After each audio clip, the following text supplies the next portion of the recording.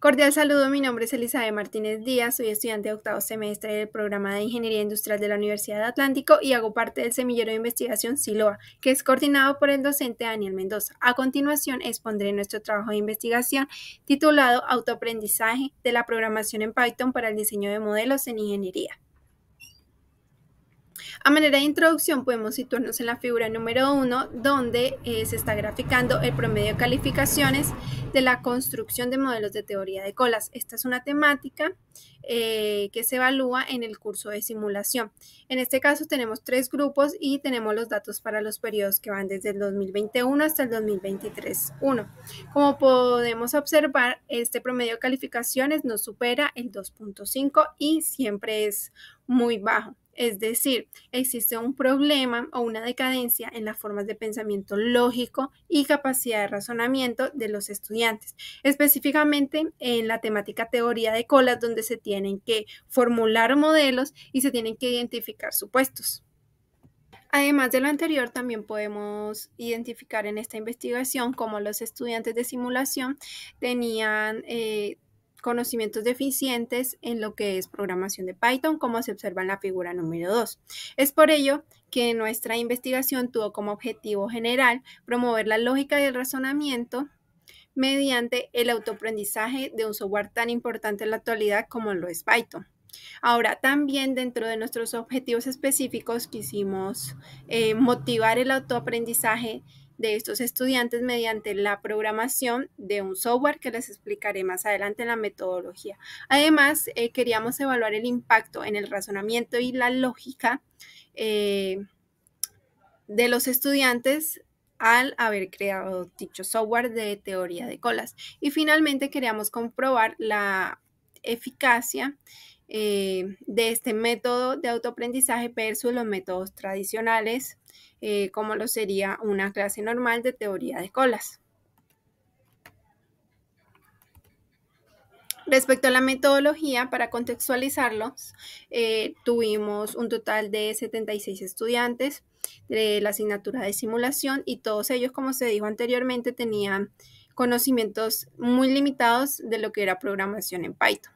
A estos estudiantes se les dio una clase magistral de modelos de teoría de colas y posteriormente se agruparon en equipos de trabajo de 5 o 6 estudiantes para que finalmente en estos equipos de trabajo lograran programar o crear un software de teoría de colas específicamente de los modelos. Respecto a las etapas de desarrollo de dicho software, estas se pueden observar en la figura número 4. Primero, los estudiantes tuvieron una etapa de autoaprendizaje de Python. Para ello, vieron videotutoriales sobre cómo programar en Python y entregaron 36 archivos de Python donde ellos realizan las actividades de los videotutoriales. Además, un PowerPoint donde explican detalladamente qué era lo que estaban haciendo en Python. Después de este autoaprendizaje, en la etapa número 2, ellos ya empezaron a programar el software. En este caso programaron los dos primeros modelos, un MM1 y un MM1K, en 2 archivos de Python diferentes. Después fusionaron estos 2 modelos, pero además programaron los inputs, es decir, un usuario iba introduciendo datos a medida que el software le iba preguntando, pero además de esto, según estos datos, el software iba mostrando qué supuestos de los modelos se iban cumpliendo. Y finalmente en la entrega del software se programaron ya los 4 modelos MM1, MM1K, MMS y MMSK en un solo archivo de Python. Ahora, este software final, ¿qué hacía? Bueno, un usuario iba introduciendo los datos sobre los modelos a medida que el software iba preguntando. Y al mismo tiempo iba mostrando los supuestos que se iban cumpliendo. Una vez ya el usuario terminaba de meter los datos, el software le decía qué modelo correspondía según la información que había dado. Pero además de eso, le permitía mostrar los resultados de cálculos de medidas de desempeño de este modelo. Y también, aparte del archivo de Python, se entregó unas diapositivas a manera de manual del software. Una vez los estudiantes en sus equipos de trabajo presentaron los software de modelos de teoría de colas, se procedió a hacerles una encuesta tipo Likert donde se evaluaron 4 dimensiones. A continuación se presentan los resultados. Respecto a la primera dimensión, que es la percepción del aprendizaje de Python, podemos ver en la figura número 6 cómo se distribuyeron las respuestas de esta dimensión. En este caso estaba compuesta por 6 preguntas que se relacionaban con temas como el aprendizaje a su propio ritmo, si ellos consideraban que había mejorado su capacidad de razonamiento, si ellos preferían este autoaprendizaje en Python versus los métodos tradicionales, entre otras. La distribución de las respuestas se muestra aquí en la figura número 6. Podemos observar cómo la mayoría de los estudiantes estuvieron totalmente de acuerdo o de acuerdo en esta dimensión de percepción del aprendizaje de Python. En resumen, el 96% de los estudiantes creyeron o consideraron que tuvieron un alto nivel de aprendizaje de Python. Respecto a la segunda dimensión, esta estaba compuesta por 5 preguntas, como se observa en la figura número 8, donde está la distribución de las respuestas de esta dimensión.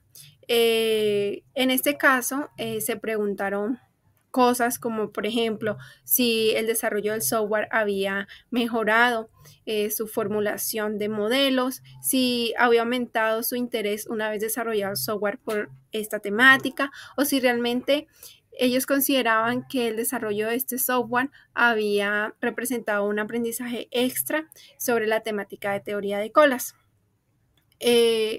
A nivel general, pudimos observar que la mayoría de los estudiantes se situó o percibió un nivel medio de aprendizaje de teoría de colas, específicamente un 76% de los estudiantes, y tan solo un 20% de ellos percibieron un aprendizaje alto de la temática de teoría de colas.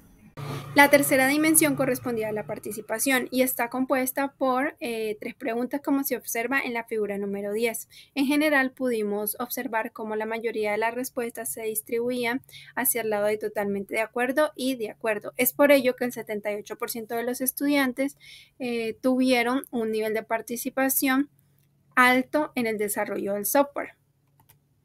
Por otro lado, la cuarta y última dimensión era la motivación y estuvo compuesta por 4 preguntas, como se puede observar en la figura número 12. En este caso, el 51% de los estudiantes consideró haber tenido un nivel medio de motivación frente al desarrollo del software y un 47% de ellos tuvo una motivación alta. Es decir, que el 97% de ellos realmente estuvo motivado para desarrollar el software de teoría de colas en Python. Por último, en la figura número 13 podemos ver cómo el 65% de los estudiantes encuestados consideraron que programar el software en Python les permitió mejorar su capacidad de razonamiento. Por otro lado, en la figura número 14 se puede ver cómo el 68% de estos encuestados respondió que su razonamiento para formular los modelos de teoría de colas mejoró significativamente una vez programado el software sobre este tema en Python. Respecto a las conclusiones y teniendo en cuenta que este trabajo todavía se encuentra en desarrollo, hasta el momento podemos decir que los estudiantes, mediante el autoaprendizaje de Python, lograron programar un software sobre teoría de colas. Asimismo, estos estudiantes, el 60% de ellos consideraron, percibieron haber tenido una mejora significativa tanto en su pensamiento lógico como en su capacidad de razonamiento. Además, los estudiantes manifestaron que prefirieron tener o utilizar este método de autoaprendizaje frente a los métodos tradicionales como las clases magistrales.